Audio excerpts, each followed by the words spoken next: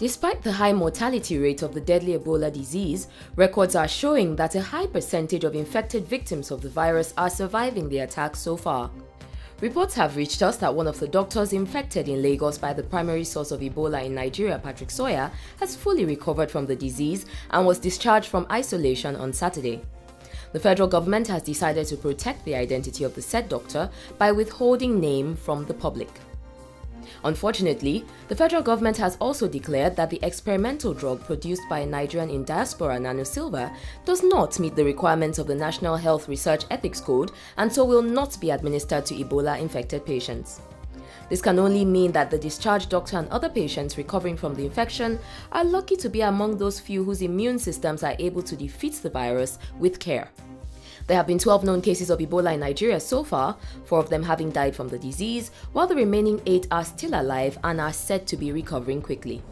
In the meantime, 189 people have been placed under surveillance in Lagos State and another 6 in Enugu State as they undergo the 21-day incubation period of the disease. In Liberia, which has the highest cases of Ebola so far, 3 healthcare workers have been administered with ZMapp, the American experimental drug that saw improvement in 2 American doctors who first received the dose.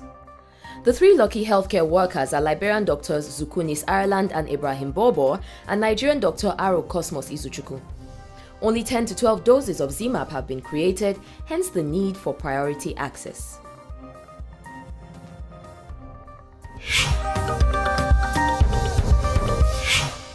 In other news, Google Glass, a wearable technology gadget that has an optical head-mounting display designed to give the wearer a new internet experience, is making its debut entrance into Africa through South African retail company takealot. Google Glass is also called Project Glass, and when worn by a user, enables them to use voice commands to carry out actions on the internet without the use of a mouse or a computer keyboard. Google Glass can connect its users to all Google's cloud services such as Calendar, Google+, Google Maps, and Google Place. According to takealot, they have limited Google Glass units in stock, and they will be retailing for about $2,557 in South Africa, even though they are about half the price in the US, where they retail for $1,500. The higher African price tag notwithstanding, takealot is proud to be the first to host Google Glass on the continent and hopes to sell to African technologists and make them the first to own them here. Over 19 million Google Glasses have been sold this year, which is 3 times the number that was sold last year according to the International Data Corporation. The corporation estimates that over 111.9 million Google Glasses would have been sold by the year 2018. Let's hope most of them end up in Africa. And at good prices too.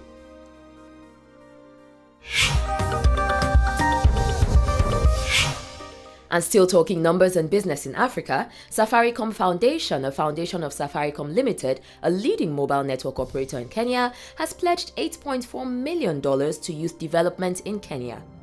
Having observed that up to 1 million people enter the Kenyan labor market per year, Safaricom Limited saw the need to turn Kenyan youth into job creators rather than job seekers.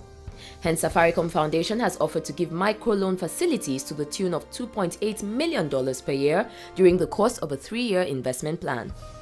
The foundation is particular about giving microloans to these youths rather than grants so that they are motivated and challenged with the responsibility of paying it back. We see their point and we think it's a good one.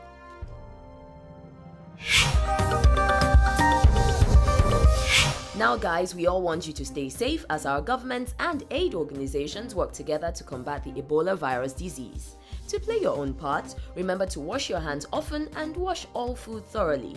Stay away from bushmeat and bats as they can be carriers of the disease. If you feel any unusual symptoms, tiredness, fever, diarrhea or nausea, make your way to a hospital and get it checked out immediately.